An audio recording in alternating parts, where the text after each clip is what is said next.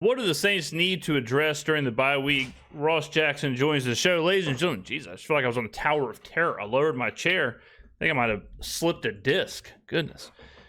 All right, ladies and gentlemen, let's get into this. Ross Jackson in a beautiful little sweater. I like that, Ross. Very nice. Very classy sweater there. And Nick Underhill. And then the face of the franchise. Now, I'm going to tell you this right now. I'm going to come clean. The real reason I wanted to do this video is because I wanted to drop a little statistical nugget right on your forehead. So that's what we're going to do to start the video. We're going to do trivia, and I'll give you the answer. But I want you to guess, okay? The New Orleans Saints are playing the Atlanta Falcons in about, what? Let's see. About a week and a half-ish, whatever. By the time you see this, I'm not even sure why we're trying to date it. After the bye week, doesn't matter. So I've been thinking about the Falcons, all right? I've been thinking about them.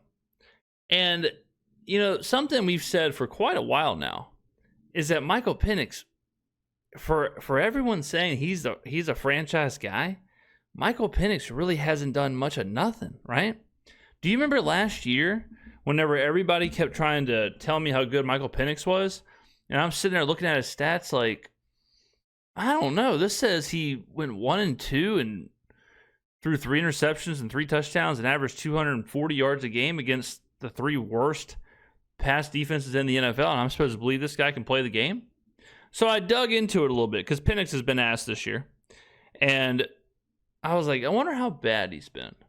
So I'm going to put some statistics on the board right now, ladies and gentlemen. Right now, we're going to put some statistics on the board, okay? All right, here's the question. The question is, which quarterback is Michael Penix? Quarterback 1, completion percentage 58.6, passing yards 2582, passing yards per game 198.6, touchdowns 12, interceptions 6, wins 4. Quarterback 2, completion percentage 53.8, passing yards 2423, passing yards per game 161.5, touchdowns 13, interceptions 8, wins 5. All right. All you got to do is tell me which one's Michael Penix. And at the end of the video, I will tell you which one is correct and who the other quarterback is. Back to the video. What do you want to see over the next 6, 7, 8, 7? How many 7 games? Yeah, 7 games. Or the 7 games to kind of, hey, we're not looking at Mendoza. I'm not looking at Simpson. I'm not looking at anybody else. Like, what is it? What does that look like at that point? Yeah. Kind of just the same.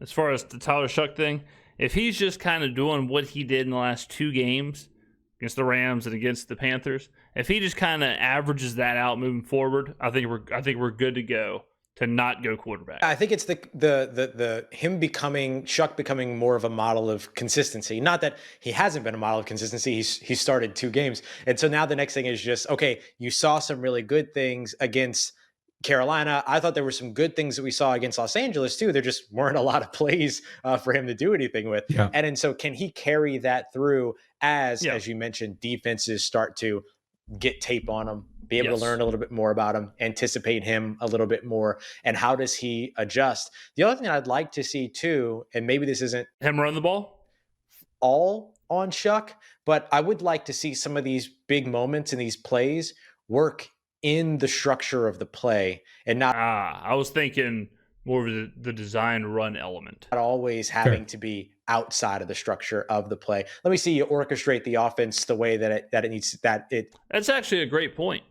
I mean, the Olave thing, I guess, was like a big explosive play that was orchestrated in the actual play itself. But I understand what Ross is saying. Ross is saying, like, let's see some of these like big, amazing moments actually be on purpose, and not on purpose, but be designed. Whereas against Carolina, the Olave play was one thing, but the rest of the big moments were broken plays or unstructured or Shuck just kind of making things happen. Which, I mean, that's part of the game too. So I'm not knocking him, but I understand what Ross is saying. Like, hey, let's try and maybe that is more of Kellen Moore. No pun intended. I feel like Dr. Seuss. Maybe it's more of like, hey, okay, put him in positions now to, in the structure of the offense, what does our offense look like if it is being explosive? What does that look like? Is it just the Chris Olave play, or is there more to it, or whatever? So that's a good point by Ross. It's intended to be orchestrated. And some of that is Kellen Moore in terms of his play calling, play design, down distance, understanding, all those other things. That's not all on Tyler Shough. But if you want to make sure that this offense is going to be okay, at least going into 2026 with Tyler Shough, you probably want to make sure that the offense and the scheme and system can work with him running it in structure, as opposed to always having to get out of structure and then take advantage of the scramble drill after that. Yeah. One thing though, man, I was like so impressed by how good he looked in the pocket, and just that continuing is kind of the biggest piece for me. And I've always kind of felt that was the thing that was going to define his success or failure, was whether. Yeah, I mean, the first thing I've been looking at this entire time with Shuck is how comfortable is he in the pocket? Because we heard the horror stories of, well, he can be kind of panicky, and in game 2 against the Panthers, he looked fine. I mean, he even looked fine against the Rams. Like, once he kind of settled down or whatever, he looked fine. And I'm sure at the beginning, he's just so jacked up. I mean, whatever. But I thought he settled in and looked relatively comfortable in that spot. And that's a legitimate defense.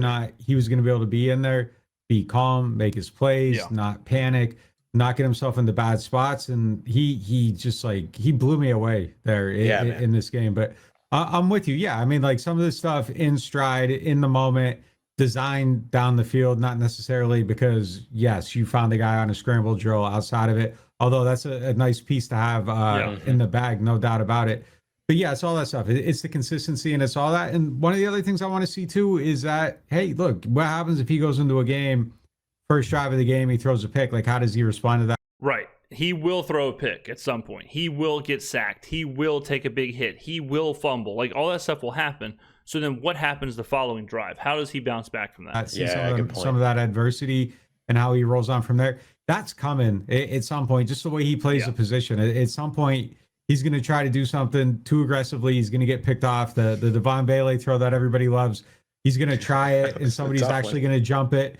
Yeah, so, and those things are going to happen. And those are the kind of picks that, as we were talking about Rattler, those are the kind of picks that you're okay with seeing. Like, you're trying to make something happen, and somebody takes. The pick you don't want to see is like the one Bryce Young threw to Alontae Taylor, where it's like either he just flat out didn't see him or whatever, and just got tricked. Like, those are the ones you don't want to see.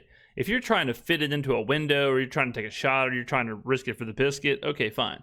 But it's the ball from you.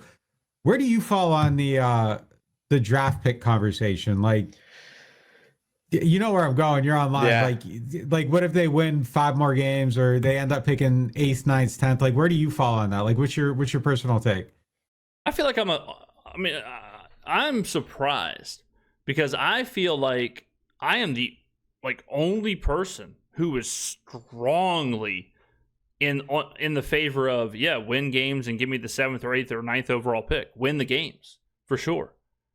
I'm surprised at how many people are like, no, actually, you want to lose and have the first overall pick. I think it's kind of surprising. I really do. Yeah, look, I think the better that the team looks down the stretch, obviously, the greater potential for their draft pick to get worse. And if you're an NFL organization, you're okay with that. You're perfectly okay with that. Yes. And I think that's got to be my thing. I'm trying to look at that from the organizational perspective. Sweater. You're not trying to go in there with some of these veterans on your roster and players that you need to make sure are bought into 2026 saying, hey, we're not trying to win games. We want better draft capital. You know what I mean? You can't do that. You're trying to build and elevate these building blocks that you have on this roster right now so that they're ready to go for 2026, those that make it over through the offseason. And so I think you've got to go out there and compete. And I think Yes. I keep referencing this because we've talked about this all week long. And don't look at me like that, Nicholas. And I did this video a long time ago. I did like an hour-long video masterclass on this. But we have new viewers every day, whatever. So let me just pull this up and do this really quick. In 2008, let's just start there. In 2008, the Jacksonville Jaguars had the 8th pick overall. Look at these picks.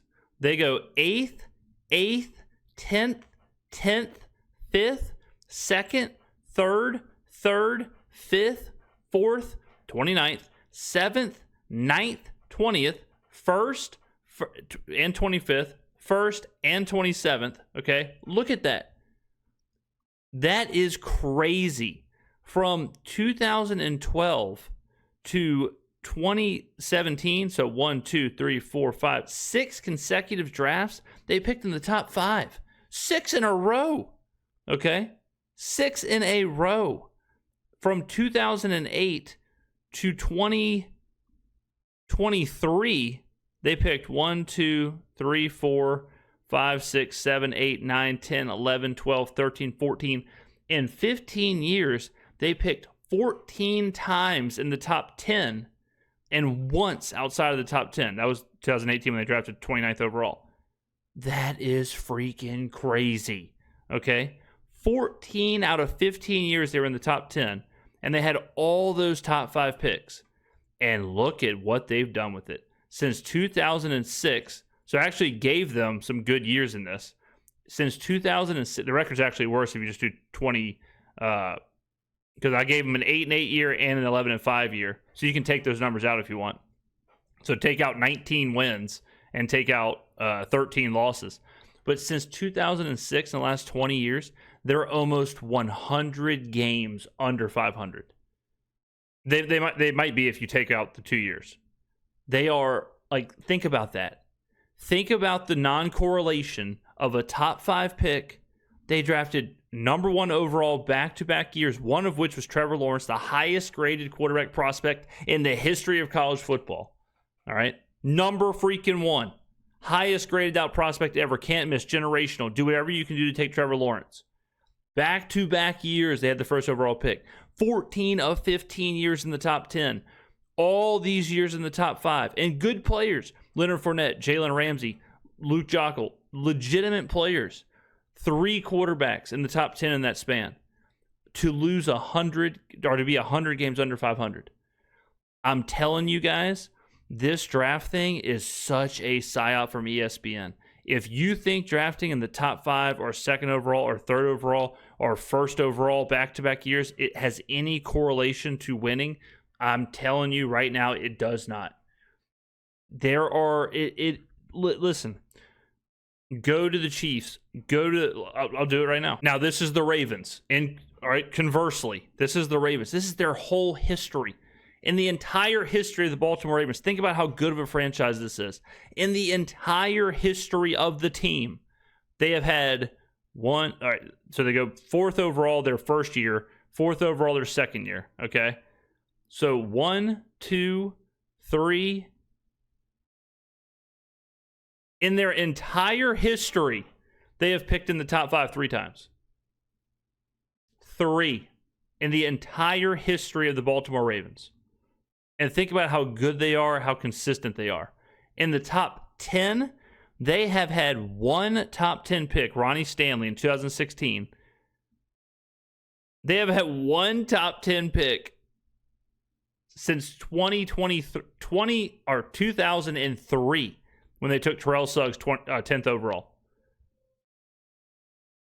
22 years. 22 years. They've had 1 top 10 pick. 1. Like, I'm telling you, and you can do this with so many teams. Go do it with the Steelers. Go do it with all these teams that are constantly good. The Jaguars example, that is not what you want. Choosing to be bad, which then means your players are bad, which then means the people you did draft and your coach and your scheme and all that stuff, it means that sucks.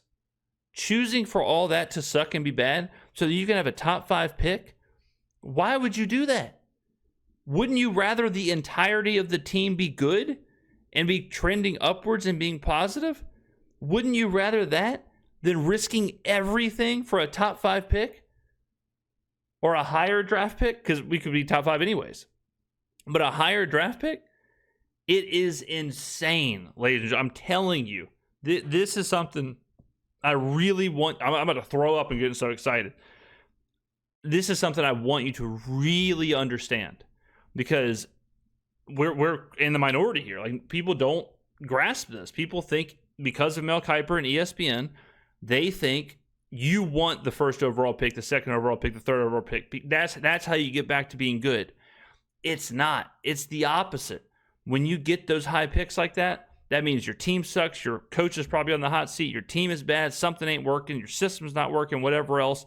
It is not good. It is a poison pill, I'm telling you. Where you want to be is this. You want to be so consistent, your team, your foundation, your system, your organization, whatever, that you're here. But you're nailing these picks. It's so much more important to nail the pick than to have a high pick. Because if you have a high pick, I mean, if you have a high pick or a low pick, it doesn't matter. You can miss the pick, right? Well, in this situation, you can miss on whoever because you're a good organization. You're a sound organization, a sound system. Everything's cool. In the Jaguars example, if you're ass because you've picked 14 times in 15 years in the top 10, if you're horrible and you miss on some picks, it's just going to get worse and worse. And you're going to have coaching turnover, GM turnover, whatever turnover. It is not good. The Jaguars is a cautionary tale. If I told you the Saints could pick in the top 10, 14 of the next 15 years, in your mind, you may think, damn, that's sweet. If I told you the Saints could have back-to-back years being the first overall pick, you would think, damn, that'd be sweet, right? It freaking ain't, okay? The last 5 years, I just had a commenter tell me the third pick is never better than the first pick. Go look at the last 5 years. It's kind of funny, but the third pick in that draft has been better than the first pick in the draft in every one of those in the last 4 or 5 years. Drake May, Caleb Williams, Derek Stingley over who was first that year. It'll come to me. Will Anderson over Bryce Young. Who the hell was the Stingley? Was it Walker? I know Hutchinson was second. I think it was the Walker year. All right, you've got. Let's go look at that. Last year, Abdul Carter over Cam Ward. All right. Year before that, Drake May over Caleb Williams. Yep. Okay. Year before that, Will Anderson over Bryce Young. Yep. 2022, Derek Stingley Jr. over Trayvon Walker. Yep. Got that one. 2021 was Trey Lance and Trevor Lawrence. So, that one. But 2022, 2023, 2024, 2025, the third pick has been better than the first pick. All right. I'm not saying it's always going to happen, but it just goes to show you, do not trust this Mel Kiper thing. Do not fall victim to ESPN's hype machine. You do not want what the Jaguars had. 14 top 10 picks in 15 years sounds cool.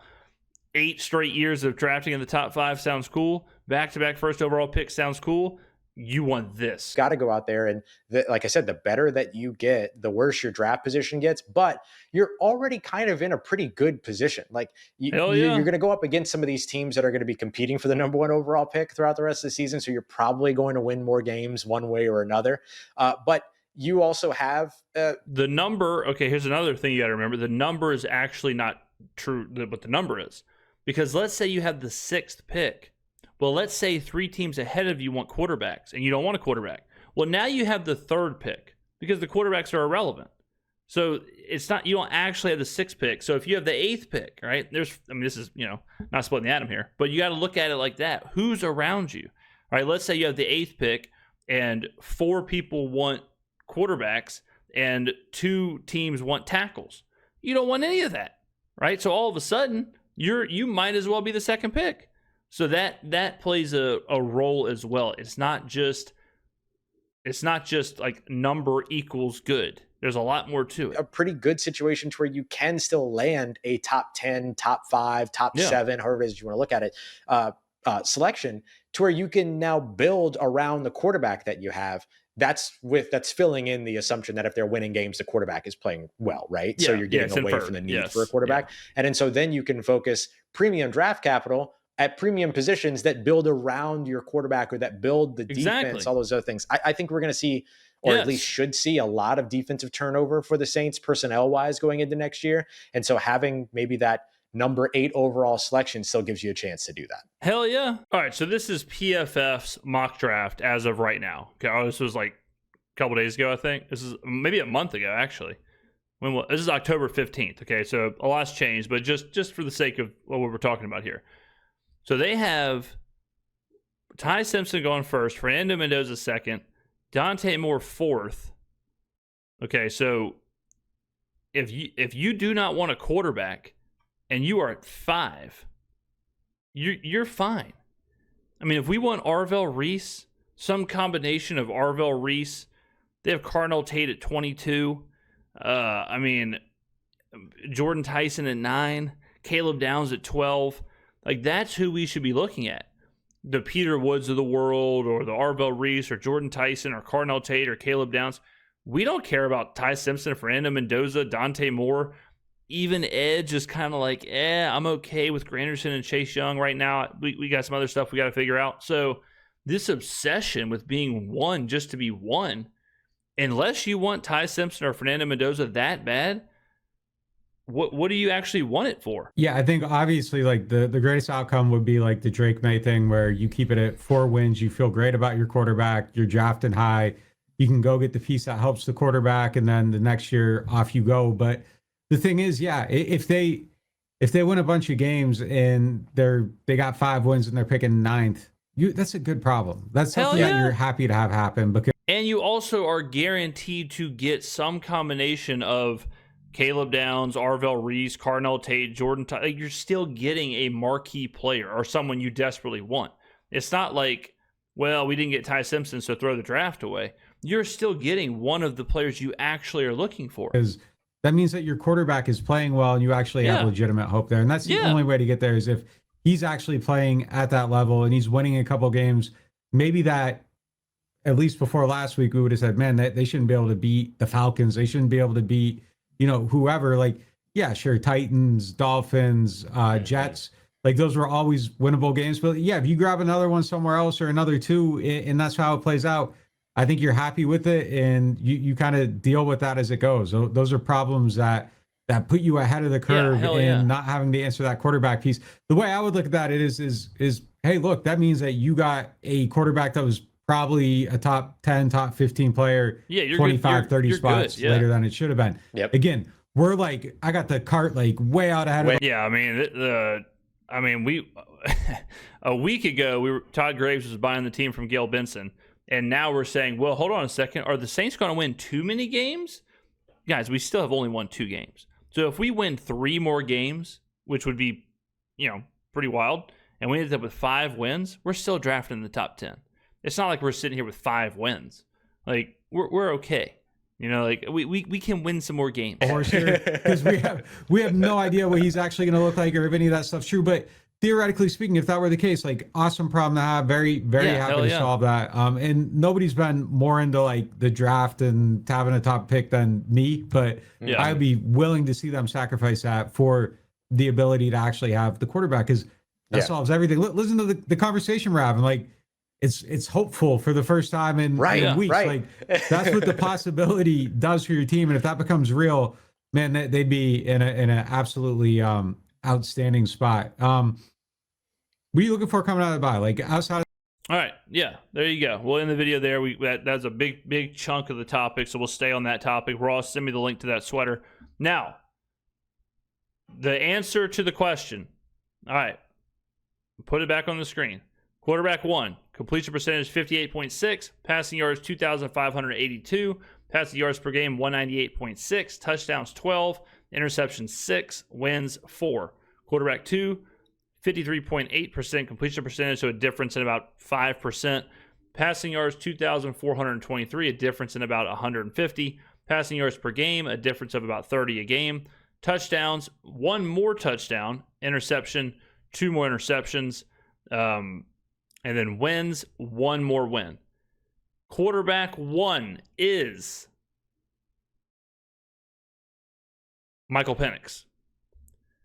Quarterback 2, Jamarcus Russell. All right, ladies and gentlemen, I will see you in the next video. Thank you for watching.